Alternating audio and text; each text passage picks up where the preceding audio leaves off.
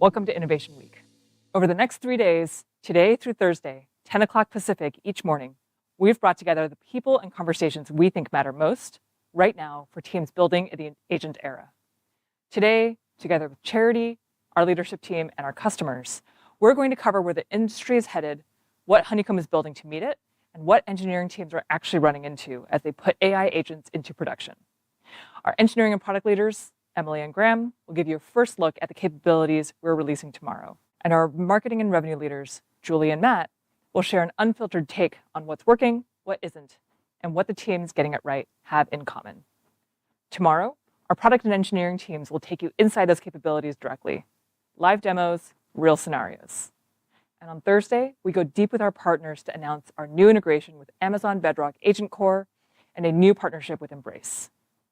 If you want to continue this conversation in person, we hope you'll also join us the following week. On May 20th and 21st, we're hosting OliCon in San Francisco, a community-driven event bringing together engineering leaders and practitioners from Google, Salesforce, Stripe, and more. We'd love to see you there. Now, let's get into today. Over the last couple of years, turns out everything we've learned about building software is being turned upside down. The traditional software development lifecycle used to look like this. And right now, we're bearing witness to all of this collapsing. Many people have said this. One of them is our friend Boris Tain. You'll hear from him and Charity on stage at OliCon next week. With the explosion of capabilities and agents, this first half really becomes a single invocation and expression of intent. And everything after code authorship blurs into one continuous act of validation. Testing, staging, observing, evaluating are no longer separate phases. And everyone is figuring this out for themselves anew. What used to be a clear promotion from non-production environments to production has also gotten blurry. With the level of unpredictability that LLM-backed product experiences introduce, production is now a stage of development. So where does observability fit in? Well, in the old world, we argued that observability was about having the flexibility and speed to check reality in production in order to inform each stage of the development process. Now, it is the foundation of this validation step. Because no matter how the code gets written, your job isn't done until you know that it works. Feedback loops between cause and effect have tightened to almost nothing, which means that this validation step has to also happen at machine speed. And the only thing that can keep up with machine-assisted change is making that software that you're building, or the change that you're driving to the system, legible at scale. There's something uncomfortable about this. The software development lifecycle was a shared discipline. It was a team sport with defined stages and handoffs and conventions. And it wasn't always perfectly executed, but decades of wisdom about building and running software reliably had compounded into a set of industry-wide practices that brought together perspectives from across dev, QA, security, architecture, and ops. What happens to those practices and distinct roles when we collapse the world like this? As an industry, we are figuring out the discipline of working with AI. Building great software has always been a socio-technical problem. Quality is inseparable from team practices, habits, and culture. But agents are part of the team now. And if we don't teach them what we know about quality, what that means, when it matters, for which stakeholders, then those agents can hallucinate. They can optimize locally and create more work than they automate. A huge part of making agents work for us is getting them up to speed on all the things we've never written down about the way that we work. The hard part about building and maintaining socio-technical systems was that the best practices, human parts, the social contracts we have with each other, lived in people's heads and muscle memory. You couldn't package them up. You could only educate your people, document processes, build elite teams, and hope that those best practices were carried out. But today, for the first time, they can be packaged up. The discipline of working with AI, being explicit about intent, defining what good looks like, and encoding your standards, is exactly the discipline that observability has always asked of us. Except now we can automate it, not just preach it. If some of the items on this slide look familiar, they should. They are the same disciplines this industry has been building towards for years. Production excellence, fast feedback loops, shared language across teams. What's changed is that AI makes them non-optional.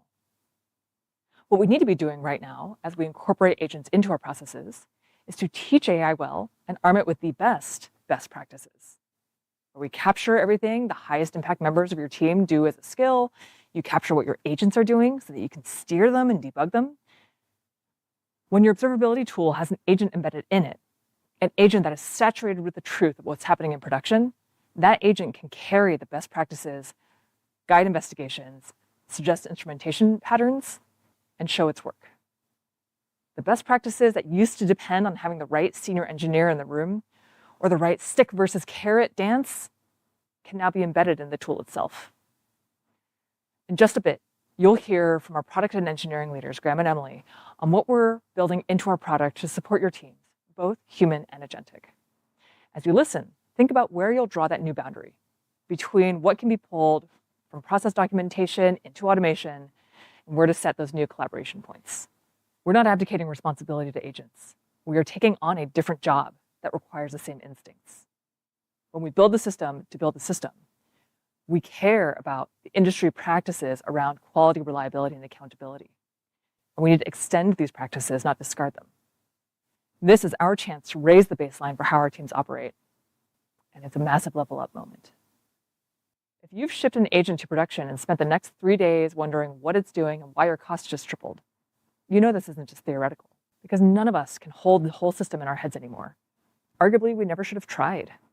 But now we have to let go of the idea that we can build a mental model and reason our way to correctness before shipping. Design docs, pre-production tests, evals, these are all only point-in-time assertions about what your software should be doing. The only truth about what your software is doing is what it's doing in front of your users live. In what feels like a previous life, we used to say at Honeycomb that nines don't matter if your users aren't happy. Turns out some truths still hold while AI changes everything else. So where does all that rigor go? The energy and the care that we used to pour into unit tests and design docs and very careful refactoring. Well, that rigor goes into production, into being able to rapidly identify when your software isn't behaving within expected bounds, and then investigating, either to adjust your expectations or to reinforce some definitions to bring reality back in line. This also means that the tools that we use to make sense of that more complicated production have to keep up. They have to keep up with the increased volume of code being generated, the increased rate of change in our systems due to AI, with the increased complexity of our systems, and the increased chaos inherent in building on top of non-deterministic dependencies. We're not talking about incremental growth here. The volume of events, the number of ephemeral environments, and the sheer amount of telemetry that agents generate, it is a step change. If you thought you were managing a lot of data before, agents just changed the order of magnitude. We're building for teams trying to wrangle this complexity at scale. Still, the roster just changed. And as much as LinkedIn discourse wants to talk about how agentic solutions are the second coming of electricity, in the end, agents are software. The level of complexity here is new territory for the industry. Agents run in production and affect customers and fail unpredictably in ways they haven't before. But all it means is that they deserve the same rigor or more that we'd apply to any other software. The question we're trying to answer is the same it's always been. What happened with my software, and why isn't it doing what I expect? We are taking all of our beliefs, all of our learnings, all of our philosophy and execution up until this point, and bringing it to bear on this moment in time. Honeycomb was built on the breakthrough idea that a tool that gave both sides of an engineering team, dev and ops, a shared language grounded in what mattered to the business, could be a game changer in how that team talks and works together. Honeycomb exists to close the gap between development and production, regardless of who's developing and who's operating. Our core mission is as important as ever. What's changed is who's on the team, how fast code reaches production, and the stakes when it gets there. To that end, our announcements this week fall into two buckets. The first, observability with AI, making the data you already have in Honeycomb more useful with the help of AI, and making the workflows you already have anchored around observability tooling even faster, more powerful, and easier to get started with. Over the next couple of days, you'll hear about our smarter and more collaborative canvas, plus skills that supercharge your observability stack, making it easier than ever to surface what matters when it matters, so that you can spend less time digging and more time defining the next step. We know that agents love context, and agents need speedy access to said context. Honeycomb offers both at a scale and depth that is unparalleled. Now you get to see what's made possible when agents are unleashed on top. The second bucket is observability for AI. This is about making sure that Honeycomb can handle these different looking shapes of how software runs. We're extending Honeycomb into the agent era and giving you the powers to see exactly what an agent did, which tools it called, what decisions it made, why, and what happened as a result. We intend to define what good looks like here for the entire engineering team to be able to make sense of everything your customers are experiencing. Observability with AI and observability for AI, two investments that reinforce each other. We're taking our deep bench of expertise on managing systems at scale and imbuing the Honeycomb product with as much intelligence as it can handle. Whether you're using our agent to investigate your entire software system or using Honeycomb to investigate your agent's unexpected behavior, we intend to offer each of your engineers a teammate that can keep up, show their work, and be disagreed with. We'll hear in just a bit from Mercury and Mixpanel about how they're adapting to this new world and making sense of this new way of building software. As you hear from Emily, Graham, Julie, and Matt, note how running agents are introducing new patterns and how teams are getting comfortable with those new patterns in order to run fast. So this is the moment we're in. The software development lifecycle has collapsed. Agents are shipping code alongside us. And the simple question of, does it work? More important than ever. I've been talking about why this matters and where the world is headed. Next, Charity is going to take us back to first principles. In a moment when everything seems to be upside down and changing, what are the principles that truly matter? And why should we all be so excited about these changes? She's been thinking about this longer than anyone I know.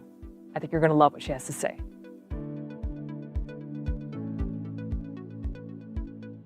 Christine talked about all the shiny new future stuff. And I actually want to take a step back and look at the big picture. I feel like the running joke of 2026 so far has been us rediscovering first principles. Oh, wait. You mean we should have fast feedback loops? Oh, wait. So tests are important, you say. Are you insinuating that we should talk to our users, to each other, over and over again? These are things that have been true all along, but now they're so true. So as we kick off our Innovation Week, I want to take a step back and zoom out. What are we here to do? What are we here to achieve? What is our purpose? And as everything seems to be changing, as every part of the way that we build and understand our software is being given fresh scrutiny, what matters and what doesn't. We're here to build. We're here to create value. We're here to try and make a difference in the world.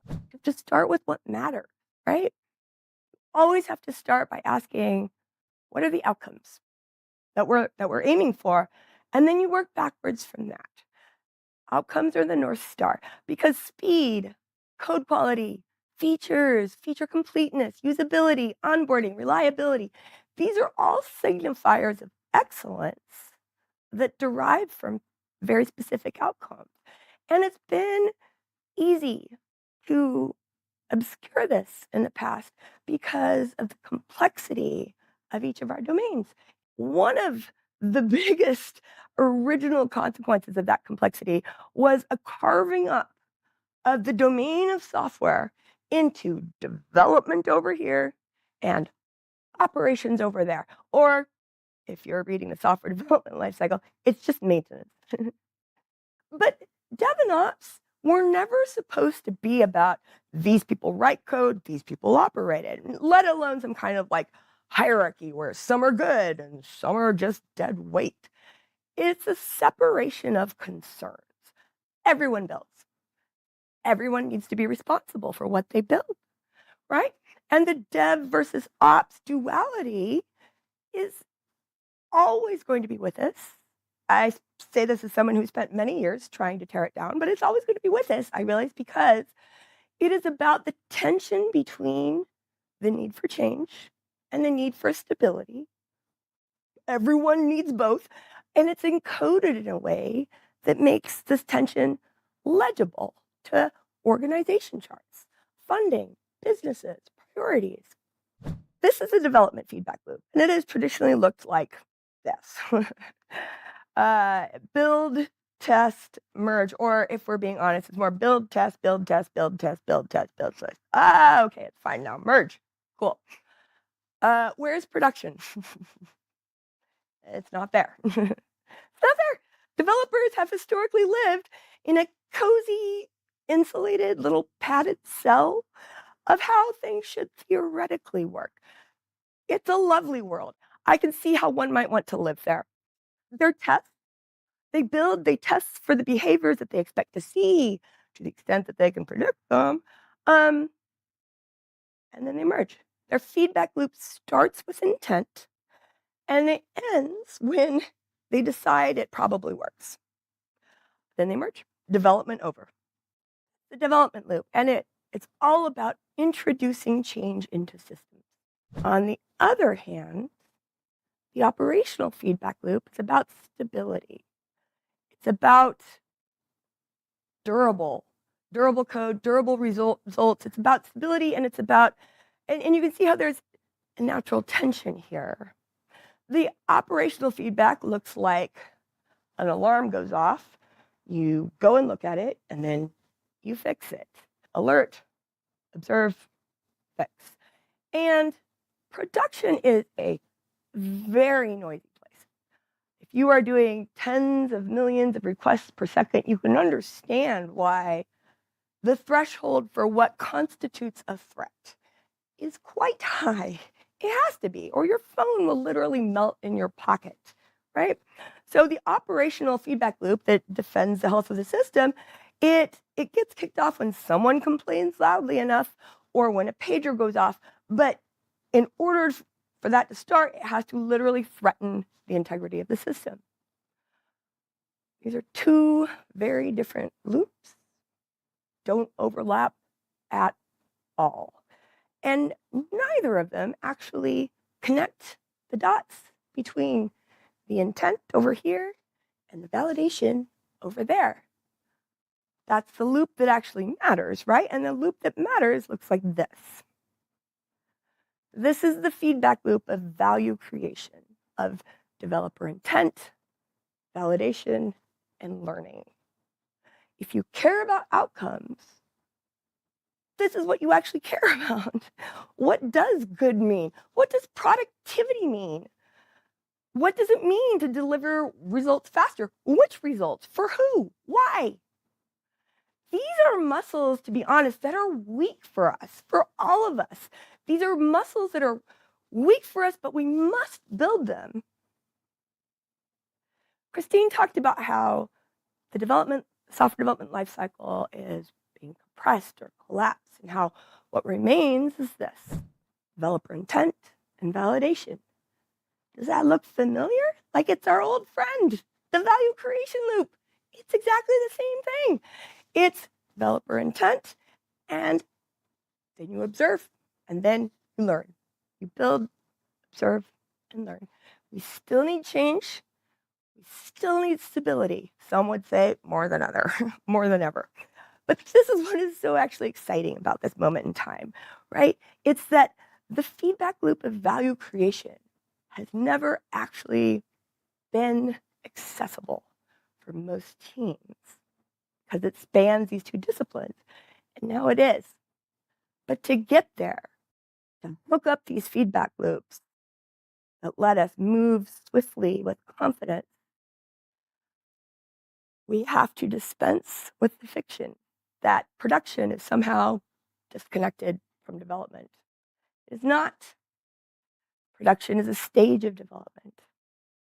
It always has been. I just want to point that out. Production has always been a stage of development. It's not that you develop and then, it ends and then we go to production. No. It's just that right when your code was ready to be born, you walked away from it and gave it to someone else. Suffice it to say, production is not what happens after you develop. It is actually the only test that ultimately matters. Software engineers are not responsible for creating value in theory. but in reality. And yet in reality, their tools have only ever really validated in theory. Production is nowhere in the loop. There is a yawning gap between the developer loop, which pushes change, and the operational loop, which protects stability. And that gap looks like this. The space between these loops is where most learning goes. And by goes, I mean it gets dropped on the ground. Software engineers are using tools that were handed down from infrastructure teams that are good for infrastructure, and they're not, and operational teams need to keep that threshold high. Nobody's looking at this hole. And this gap costs trillions of dollars worth in like lost productivity and burnout and value that was never captured or understood. Why? The labor of instrumentation and, it's been a very heavy lift. The context switching, and the thing is that AI attacks so many of these fronts at once. It attacks the auto instrumentation. It attacks that you don't have to learn a whole new suite of tools. You can make the feedback loops come to you. The many different ways at once. And the cost is dropping lower every week. And it's becoming too expensive not to change. Because if we do not encode our wisdom into the system, it doesn't exist. There are teams out there, and probably most of our teams, are ones where when there's an outage or an incident, it might take on average, 45 to 60 minutes to restore service, unless one or two particular engineers show up, in which case it regularly takes about 10 or 15 minutes. This is not a good thing. This is a sign that the wisdom that we rely on only lives in a couple of heads, instead of it being a trade-off. In the past, it was a trade-off between you've got a fixed pool of engineering cycles. You have to decide whether to allocate that pool to building new features and product for customers, or to building the guardrails to help your reliability and your resiliency and your testing and all this stuff. And no surprise, most of those cycles went to the things that actually keep most businesses from succeeding and competing in the market. But that sort of prioritization is flipping, because now, if you want to build at the speed of AI, you have to invest in those guardrails in order to do that. And AI is bringing down the cost of doing this. It is becoming accessible for every engineering org. All right, let's say the top 80% of engineering orgs. It's becoming much more accessible. And agents in particular are really forcing this issue, because there's no such thing as being able to predict what the agent's going to do in production, write a bunch of tests for it, and ship it. The only way to know is by instrumenting your agents and watching them run.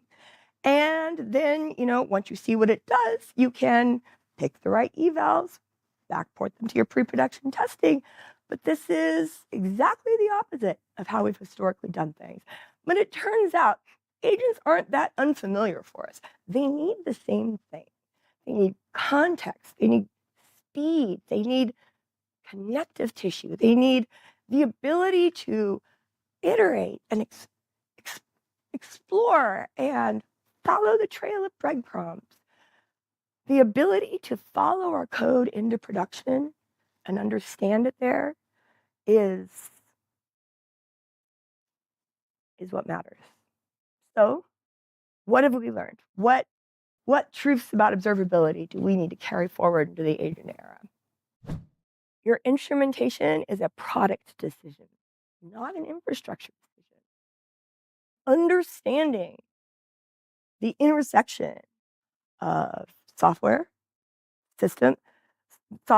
infrastructure, users, usage patterns, and data at a moment in time. Every single one of those moments is unique. It will never happen again.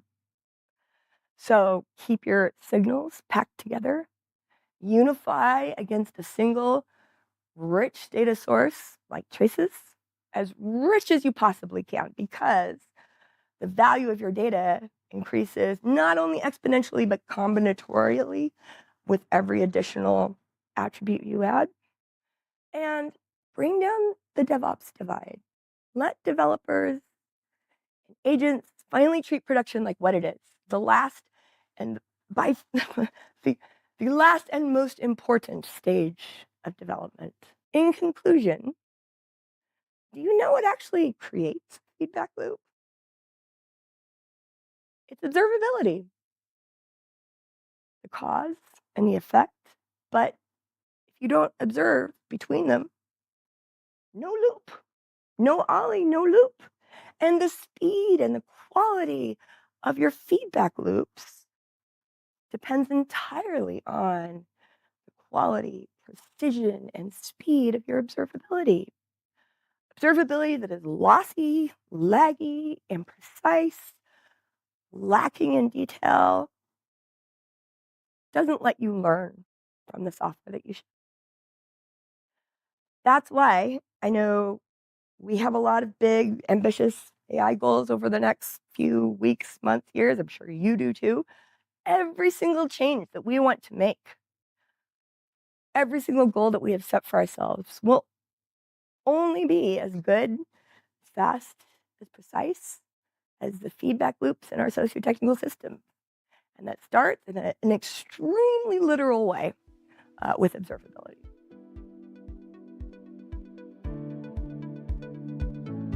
Hi, everyone. Thanks for joining me. I have with us today Austin Prey, an engineering manager at Mixpanel. Thanks for coming. Thanks for having me. Tell me when AI stopped being an experiment at Mixpanel. Was there a specific decision or launch or incident that drove it?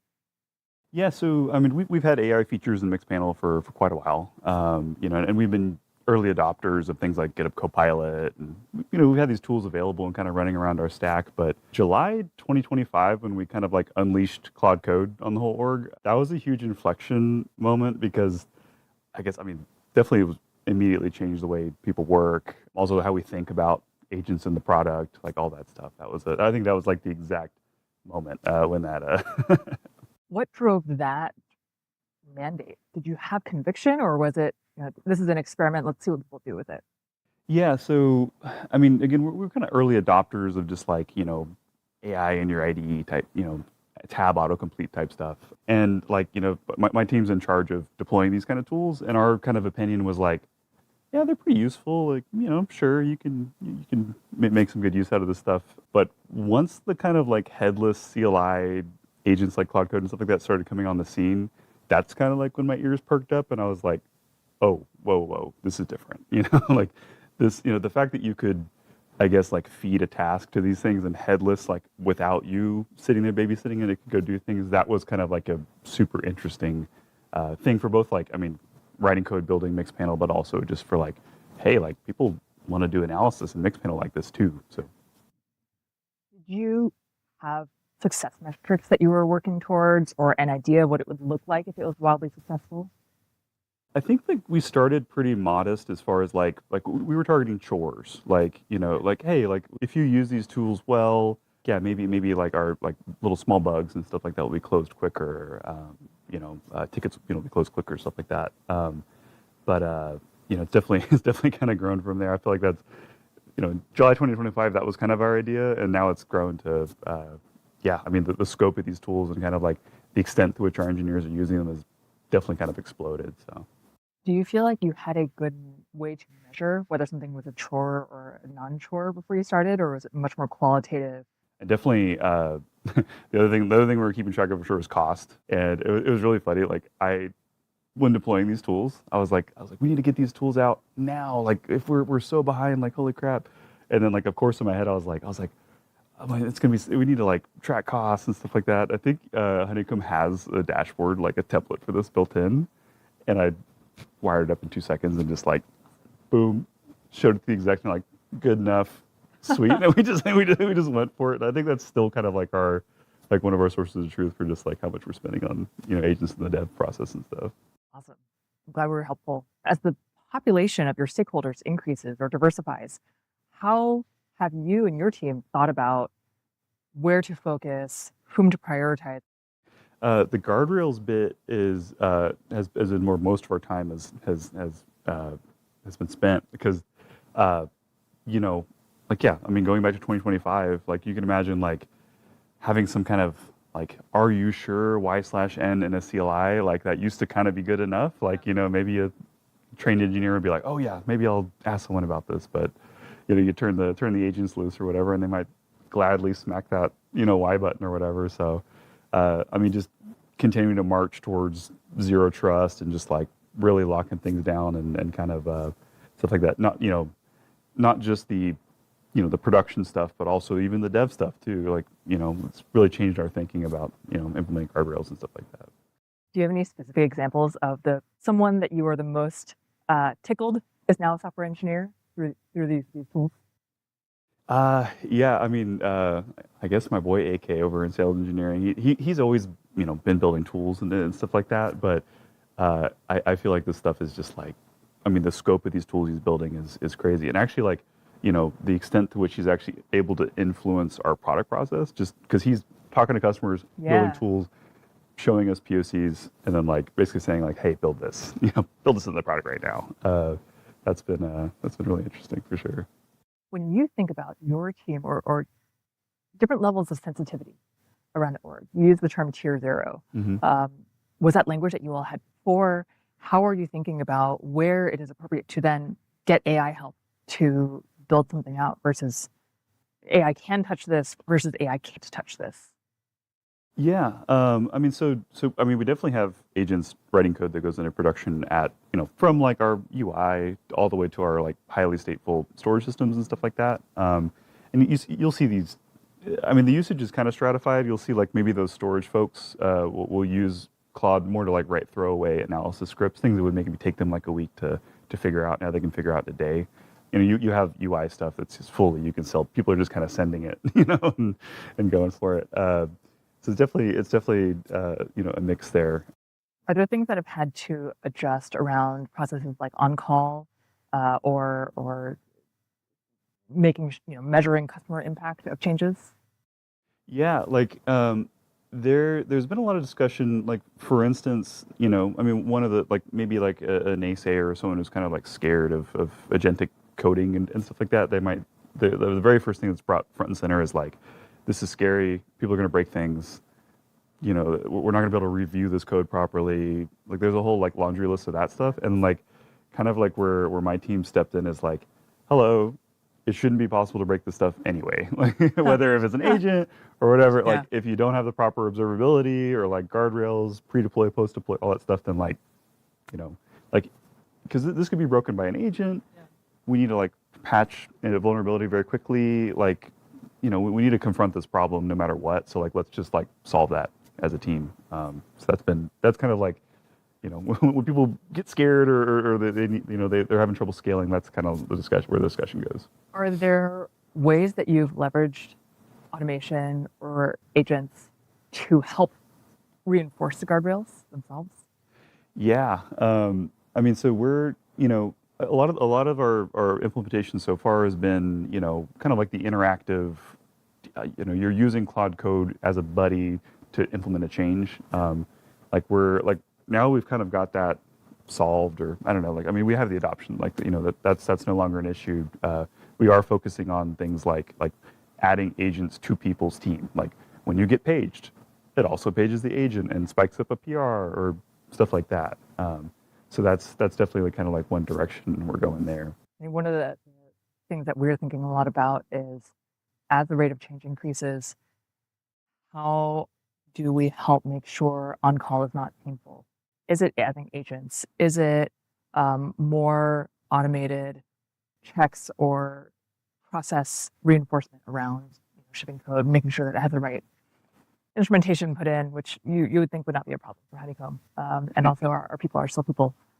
And the temptation to move fast is there. So that's kind of where I was curious if you had a silver bullet. Yeah, it is. Advice for us.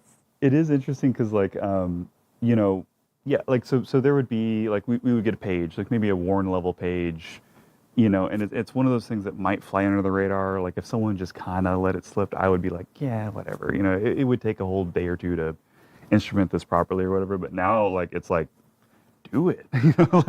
Like we even for CI jobs, we've implemented tracing in some of our like longer running jobs and stuff like that. And stuff like that. Again, it was like we've talked about it. We're like, we really should do this, But now that we have these tools, it's like, just do it. And it's pretty good at doing that stuff, of course, because like it's like OTel, all that kind of stuff is just built in. I guess it's all in the weights or or whatever. So that's been really really interesting. Is like, yeah, just being able to get that data that we didn't have before and just not be left wondering. We can just very quickly just get the direct answer and just fix it fundamentally. So it makes it easier when something is better than nothing. Yeah. What has changed about how individual team works day to day, or how your team works with your client team day to day? Yeah. So one of the I guess one of the positive things is like, I mean, we already had like a pretty like, I don't know, like if you have the skills, if you have the interest, like we don't really like gatekeep parts of the code base or anything like that, but they were kind of necessarily guarded just because people didn't really understand how to work on them. Like for instance, some of the dev infra stuff, like people didn't touch our dev boxes or whatever, just because it's like, I don't really know what's going on here. But now people can just self-serve and they see a problem or something slow and they can just fix it. And it's been both a positive thing because like, for sure, like my customers are just fixing their own bugs and I just review them. Like that's amazing, right? It's also been a little bit of like, whoa, like don't touch that, there's this whole thing going on, please talk to me first type thing. So that there's been a little bit of growing up there, right? Where it's like for instance, just like code owners and stuff like that. Like I think it used to be really like common sense, but now it's like everything's free game except this stuff. Please, you must, get a reviewer here or something. Well, it seems like such a bigger problem right now with open source, where anyone can put up a PR with help of agents, and it puts a lot more of the burden on the maintainers. Right. Open source is tends to be a little bit more defined than inside companies, but the pressure definitely shifts around. Have there been things that you would never have imagined yourself being okay with maintaining? Totally. Like, I mean, I can think of a couple of examples. Like one of them is just like forking stuff. Like I know like we deploy a lot of open source, tools and stuff like things like the GitHub action runners and stuff like that. And like forking these things would have been just like out of the question. It's like we're using the open source tools to save time. Like we don't want to have to maintain this stuff. But now that like these agent tools are around, it's like, sure, like whatever. Like, we've been able to like, if we see a problem, like fix it ourselves almost immediately, try to upstream. But like, if they don't want to upstream it, it doesn't really matter that much. Like that's kind of one example of things that were just like the time involved and just like the effort like wasn't worth it. But now it's like overwhelmingly worth it. And just also just, I feel like, I mean, building like nice, UIs and just like a fully like, I think we're able to skip to the V2 like very quickly, like with internal tooling. I like that language. Yeah. Because like before it would just be like, yeah, you can do this. Like there's a CLI over here, whatever. But now we just like, hey, here's a dashboard and you can just click buttons and it works. Like that's been, because a lot of the time the ROI on that stuff just wouldn't work out at all. But now it's like, it's the same effort, so might as well do it. This is also not for inclusion in the thing, but we are finally releasing dark mode. One of those things that has always just like fallen below the line of like it is not worth spending time going through being meticulous, because now we have agents that can do the visual testing, that can do all the permutations, that can do a lot of the just like the translation to make sure that it is consistent and something not a human going and hand replacing string values of variables everywhere. Like, and like you think about like, because mixed panels had dark mode and stuff like that. And like we had to solve that problem before AI, and it was like having building a linting job for that, because it's not a like, it can be a programmatic thing, but it's like, think of the system you'd have to build for that versus like, hey, can you make sure that when we add a color that there's like a dark mode version? And agent's like, sure, I'll keep that in check. What does great look like from here? If you're going to describe your ideal state, now that you've got the penetration and the adoption, what does that look like for your team? I mean, the next step is like, so again, we've got people interactively using these tools, kind of like, collaborating, to automate their individual work tasks or whatever. I definitely want these agents to start, I guess automatically or proactively doing work for people. Again, like when people are paged, when a bug comes in, stuff like that. Spike up a fix.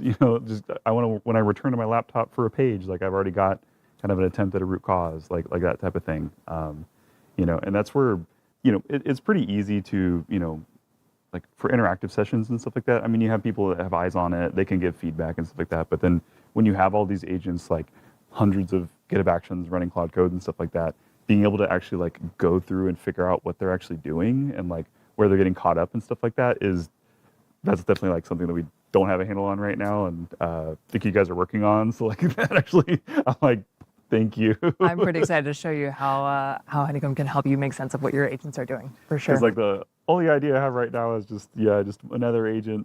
Hey, army haiku guys, just go look at the logs and go figure out what your other Claude buddies are doing. It's obviously like expensive and slow, but yeah. You mentioned coming back from a page and having something to review or having a first attempt at an RCA. It implies to me that you have a line drawn between where you want humans involved and where you want agentic help. How do you define that line today? And do you anticipate that line moving ever? Yeah, I mean, so, maybe it's my lack of creativity, but like there's so many triggers that happen like in the real world, like something's broken, a bug is filed, like a message appears in a Slack channel. Like those are things that like someone needs to respond to, like it's kind of like an always on thing. So that's kind of where my mind goes as far as like, let's just stick the agents at that and give people back some time or let people multitask better and stuff like that. But yeah, like I can definitely see, and I know like Zoom just released their MCP in Claude recently, and that's kind of got my my brain going because it's like okay, yeah, I'm thinking about this thing of like, pages, work items in linear, like all that stuff. Now I'm like, shoot, like if it's a part of my meetings and like we can basically kick off some stuff based on just like yapping in a Zoom meeting, like that seems kind of interesting. So basically, like I see, the agents are going to become more capable. I'm like betting on that, right? But also just like literally all these tools that we run our work in are also getting connected to these agents, and like, I'm kind of seeing the possibilities kind of spread there. So yeah, it's definitely going to grow for sure. Is there anything else the world should know about what Mixpanel Engineering is up to? Yeah, we're hiring big time. So if you want to come work on stuff like this, join Mixpanel, mixpanel.com/careers. Awesome. Thanks so much. Christine and Charity just laid out the shift. I want to make it personal for a second. Some of the most senior engineers I respect, people I've worked with for 20 years, were incredibly skeptical a year ago. They said this was fancy autocomplete, a fad. And those same people are now bragging about how many tokens they're burning. One CTO I know just proposed a $250,000 per year budget for their engineers. So what does that mean for Honeycomb? Here's what I'm seeing when I talk to companies. They're investing heavily in AI before production. They're running evals, they're tuning prompts, they're testing frameworks. And the moment those models go into production, they become a black box. It reminds me of software from 10 or 15 years ago. You test in staging, cross your fingers, and wait for a customer to tell you when something was broken. We learned that production is fundamentally different than test.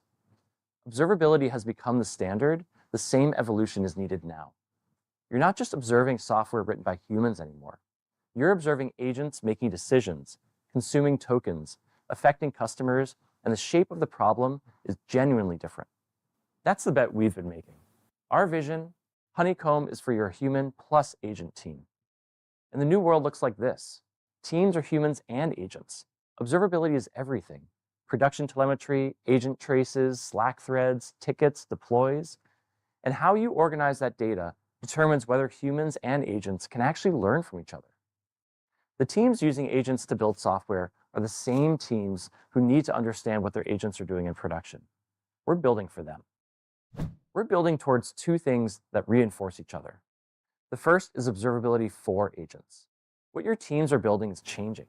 If an agent is running in your production environment, making decisions, calling tools, consuming tokens, interacting with customers, You need to see exactly what it did and why.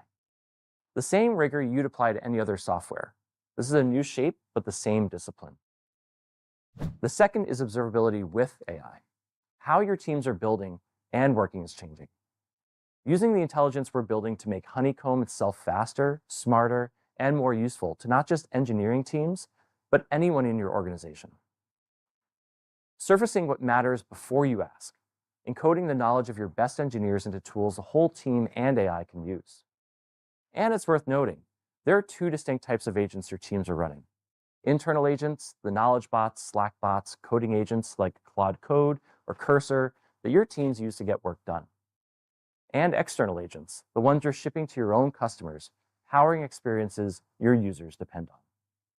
Honeycomb needs to serve both, and it does. We've been moving fast. I want to give you a picture of where we've come from because I think it shows the arc clearly. In the last year, we've shipped MCP server integration so AI agents can connect to Honeycomb directly. Canvas, our AI copilot with automated investigations and Slack integration. Anomaly detection, telemetry pipeline, private cloud, Refinery 3.0, and most recently, time series metrics and MCP skills, which act as reusable investigation playbooks. That's a lot of shipping, but the question you should be asking is, so what? Why does any of that matter in the agent era? Everyone's talking about models, which model is better, which agent framework to use, but the quality of your AI's output is bounded by the data it can access. Full stop. If your data is fragmented across 3 different tools, your agent gets fragments back. If you've got short retention, it can't see patterns. If you've throttled cardinality to control costs, the correlations aren't there to find. We've been building this foundation for years, not because we knew agents were coming, because we believed connected, high cardinality data was the right way to do observability for humans. It turns out it's also the right way to do it for agents. And every one of those things on the previous slide, MCP, Canvas, metrics, the pipeline work, all of it feeds into the same story. One place, all connected. That's why our AI actually works. Not because we have a better model, because we have better data. So what comes next? Emily's going to take you deep into 3 capabilities we're launching tomorrow. I'll let her walk you through them, but I'll say this. What you're going to see tomorrow is the clearest expression yet of what agent-era observability needs to look like in practice. Not as a concept, as something you can use. Emily, take it away. Thanks, Graham. We've spent the last several months talking to our customers and to our own engineers who are running AI agents in production right now. And what I keep hearing comes down to these questions that every team is wrestling with. Is it working? Is the agent correct? Are the behaviors appropriate to the context? Can we trust the output? And is it worth it? Is the ROI really there? These aren't abstract concerns. They're the daily reality for any team running production agents. Why? Because what we're building now is different. It's still software, but it's more complicated. Teams can see that something happened, but they just can't see what the agent did, why it made the decision it made, or where things really went sideways. That's the gap we're closing. And today I get to show you the 3 things we're announcing tomorrow that will do exactly that. First, agent timelines. Honeycomb has spent close to a decade doing distributed tracing better than anyone. When a request moves across services, we've always given you the ability to follow it and to see exactly what happened, in what order, across every hop. That's the foundation that makes what I'm about to show you possible. It's all about that unified data store that brings all those pieces together under the hood. AI is moving fast. Agent Timeline takes everything Honeycomb has built around distributed tracing and extends it to this new shape of software. It eliminates that gap between knowing that an agent failed and really understanding why. Rendering multi-agent, multi-trace workflows as a single coherent conversation, connecting LLM calls, tool invocations, and agent handoffs, and showing downstream behavior all in one view. It answers that question, is it working, with real evidence, and it answers, is it worth it, with token usage and cost visibility across LLM models so that you can debug and optimize without having to guess. Tomorrow, you'll hear from Dan and Shashank, who will take you inside this capability and show you what it looks like on a real workload. One of the biggest friction points that we see in any incident is always context switching. You're in Slack, then you're in the dashboard, then you're looking at a query, then you're jumping back to Slack. By the time you've assembled the picture, you've lost 10 minutes and half your mental model. Canvas fixes this. It's a shared surface where agents and humans investigate together. And because it's multiplayer, the whole team sees the same picture at the same time. You can start an investigation from anywhere, from an anomaly detection alert, from a GitHub pull request, from an incident management trigger. Pulling in more context by combining MCP and skills, you can have less context switching, faster answers, and the shared record of what was found and how. Cale and Taylor will talk you through this tomorrow. And third, Canvas skills, now with automatic triggering. Agents are increasingly capable, but they often don't have the context they need to really work reliably and consistently. Skills solve this. They give agents access to procedural knowledge and your company, team, and user-specific context that they can load on demand. Domain expertise, new capabilities, repeatable workflows that become consistent and auditable. You are training the agents now on the team best practices that your human teammates are using. Every engineering organization has a few people who always know exactly where to look when things break. The problem is that that knowledge lives in their heads. You can't package it. You can't scale it. You just have those 3 critical engineers that know how to respond to every incident. Canvas agent fires automatically when triggers hit or SLOs burn, investigating before you even open your laptop, using the skills that encode what your best engineers already know. That institutional knowledge is now available to everyone on day 1. And we're not stopping there. Coming later this year, skills will get refined, testing against real data and improving automatically, and you'll have a shared skill library for discovery across teams. Tomorrow, Cale will show you how to use skills in your own environment, and Ken is showing how all these features work together on real live production issues. One more thing, we're also announcing our integration with Amazon Bedrock Agent Core, giving teams using AWS a native path to trace, debug, and monitor agent performance in production environments. More on that on day 3 when you hear Matthew talk about our partnerships with AWS and with Embrace for mobile observability. What Graham laid out at the start of this session is real. The SDLC is collapsing. Agents are shipping code alongside your engineers. And the 3 questions your teams are asking, is it working, is it worth it, and can I prove it, are more urgent now than they've ever been before. Everything we're announcing tomorrow is the answer to those questions.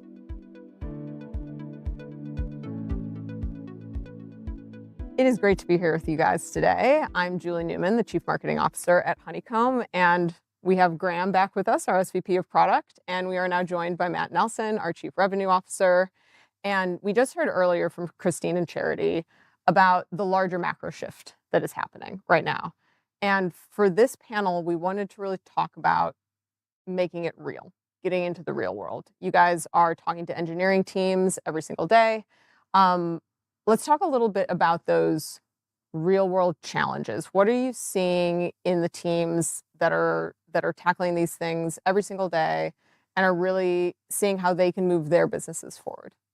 Yeah, thanks, Julie. So I just got back from a trip in Europe and spent some time in London with a bunch of customers that we have over there.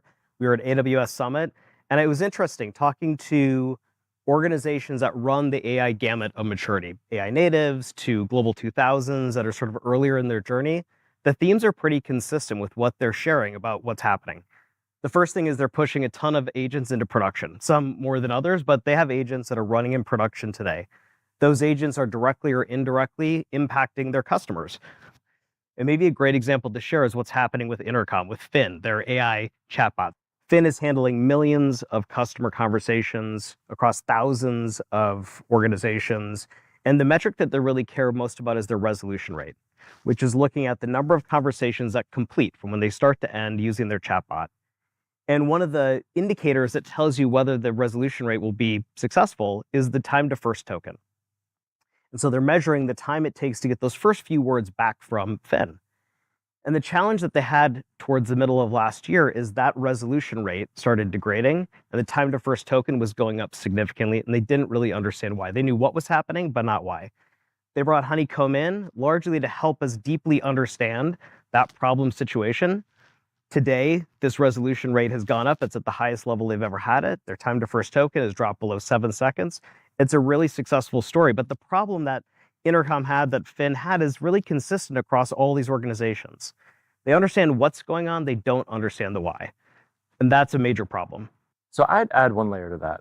The teams that I'm talking to, they're not just missing visibility, they're missing it in a way that surprises them because they thought they had coverage, right? They have an APM, they instrumented their services, they feel like they did the work, and then the agent ships, and they discover that everything they built was designed for a world where you pre-decide what matters, right? You pre-aggregate your data, you pre-build the dashboard.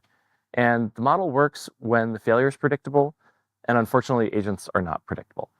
The specific moment I keep hearing about is when a team tries to answer basic questions, like which tool call failed, why did the LLM actually return this thing versus that?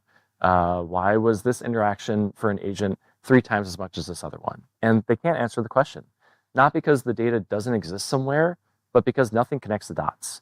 And so every LLM tool call, every invocation, every downstream service hit needs to be a queryable span with context. Most teams don't have that. The ones that do, the ones that went into the agent era with high cardinality, event-based tracing, they're already in place. Those teams are shipping AI features with confidence. And what we're seeing is the other ones are firefighting in the dark. That firefighting in the dark is such a great explanation, I'm sure, for like really what it feels like for people. So what do you guys think when that happens, when there is unexpected cost overage, something, behavior that was unexpected? Like, what are these teams reaching for? Like, what are they trying to do? What do they want to do?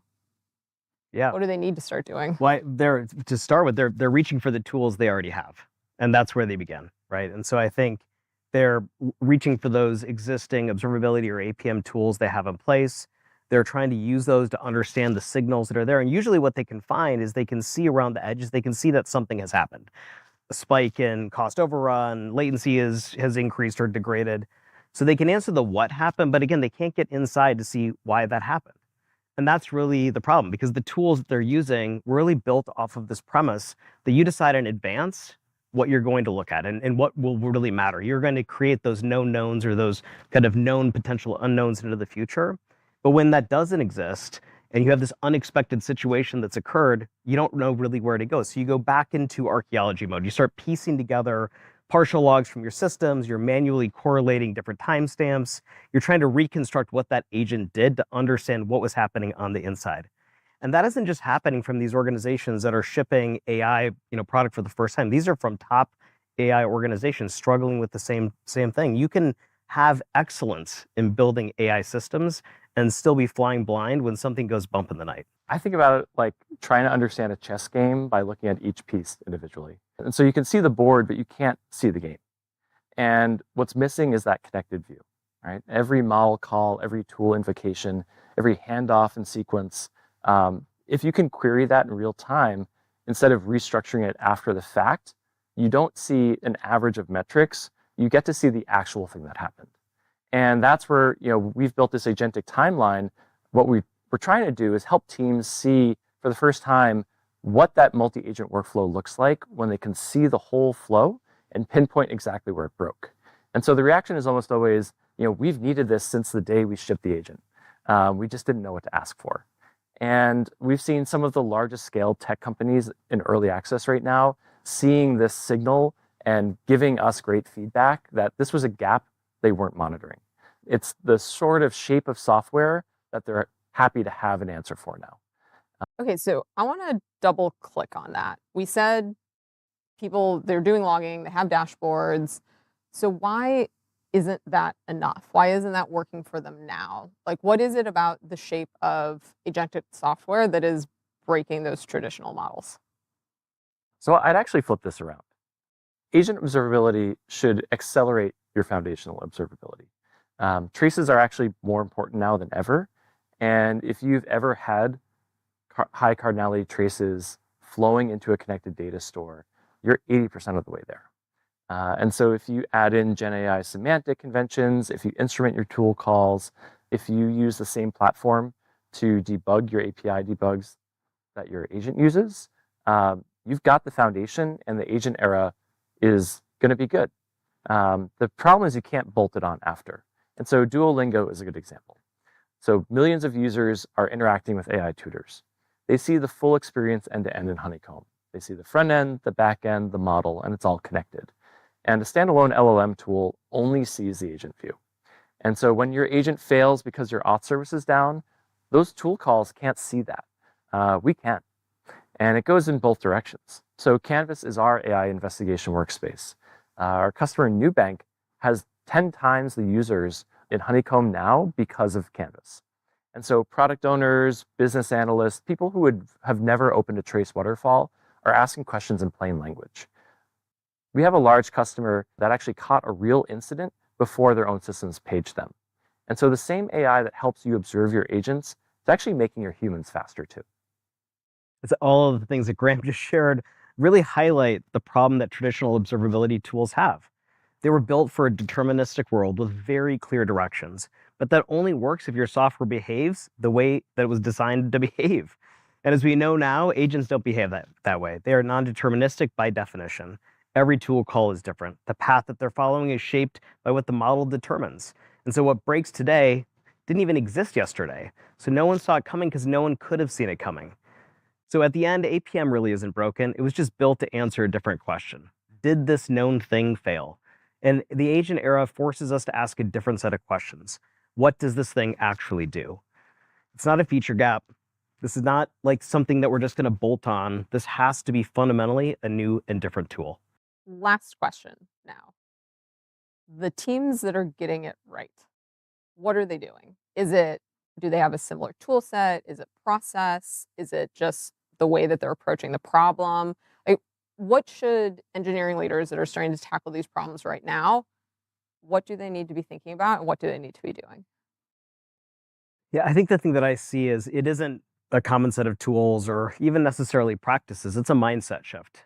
I think these organizations are making a decision well before they ship that software that observability has to be a prerequisite. It cannot be an afterthought. Because by the time that you realize you need visibility, like it's already too late. That's why you need to start this thing at the very beginning. I think the AI documentation platform Scribe is a great example of an organization that has fundamentally made this shift throughout their entire organization. Today, they put instrumentation as a part of their design phase. Every single piece of code that gets pushed out, it has been built with observability at its core. And they're doing it in part because as they move into this AI era, they recognize that they need to treat every single step an agent takes as a first-class observability event. Not because they know where something's going to break, but because they have no idea where it will break. Yeah, so every one of those decisions is being made before they ship, right? Observability is a prerequisite, not a follow-up. One of our design partners, a pretty large bank building multi-agent systems, told me, I will not allow any agentic system to go into dev unless I have observability. And I need to know what each LLM is doing. And this is back and forth, right? I want to capture every invocation, every tool call. And that's the mindset. So the last thing I'll say is we learned this ourselves from teams building and tuning our own agents for the last few months. And the biggest lesson is honestly humbling. Agents work best when they automate existing workflows and they automate existing experts. And so the goal isn't autonomy for its own sake. It's creating fast feedback loops between the human who notices something is off and the system that learns from it. And so one agent, well observed, connected to a good data, is worth more than a swarm of agents running blind. Thank you both for sharing these stories from the field. I think they were super illuminating. And as you were saying, Graham, we have OliCon coming up next week. So we're going to have so many more of those types of stories of real customers with real challenges and like those hard-won, battle-tested, real insights from how they are dealing with these environments and these new challenges in the agent era. So we hope to see everybody there next week. We'll have Salesforce, Slack, Stripe, MongoDB, a bunch of great teams sharing those insights. And we also hope to see everyone back tomorrow for a little bit more on what's coming with our big launch this week. Thank you guys both. Thanks, Julie.